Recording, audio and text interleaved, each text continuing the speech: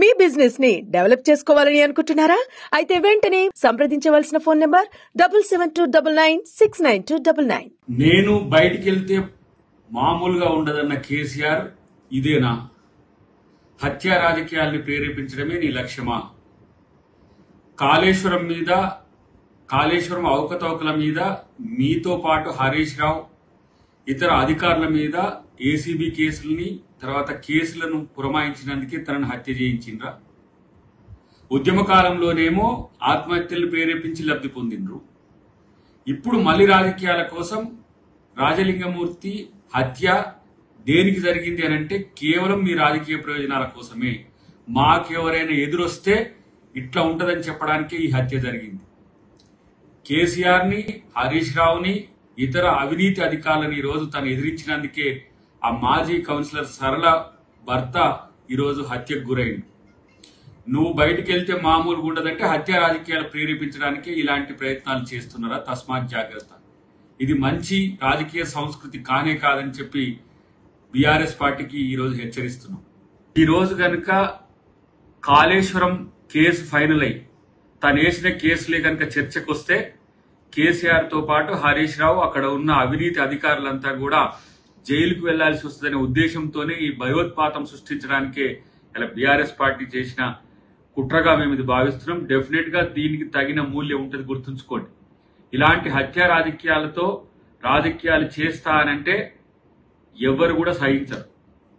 ఇలా మీరు బయటకు వస్తే ప్రజాస్వామ్యయుతంగా పోరాడతామేమనుకుంటే హత్యలు చేయించడానికి కేసీఆర్ బయటకు వచ్చిందా? ఇలా మాట్లాడుతున్నారు చాలా మంది. ఏ విధంగా మేము ప్రభుత్వాన్ని కూల్స్తాము, ఇట్లా చేస్తాం, అట్లా చేస్తామని చెప్పి ఎక్కువ మాట్లాడుతున్నారు. అంటే ఇట్లాంటి హత్య రాజకీయాలు ప్రేరేపించడం దీనికి ఉదాహరణ అనుకోవాలన్నా? ఇలాంటి రాజకీయాల్ని కాంగ్రెస్ పార్టీ సహించదు, కాంగ్రెస్ పార్టీ కార్యకర్తలు సహించరు. అన్నిటికంటే ఎక్కువ ఇలాంటి హత్య రాజకీయాలను ప్రేరేపించడం అనేది కేసీఆర్ లాంటి వ్యక్తికి తగదు.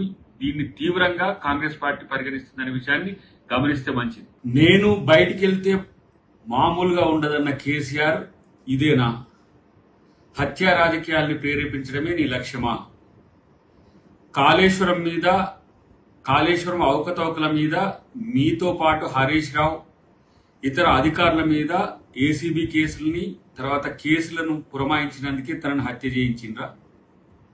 ఉద్యమ కాలంలోనేమో ఆత్మహత్యలను ప్రేరేపించి లబ్ధి పొందిండ్రు.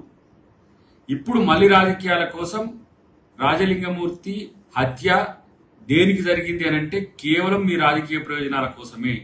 మాకెవరైనా ఎదురొస్తే ఇట్లా ఉంటదని చెప్పడానికే ఈ హత్య జరిగింది. కేసీఆర్ ని, హరీష్ రావుని, ఇతర అవినీతి అధికారులను ఈరోజు తను ఎదిరించినందుకే ఆ మాజీ కౌన్సిలర్ సరళ భర్త ఈరోజు హత్యకు గురైంది.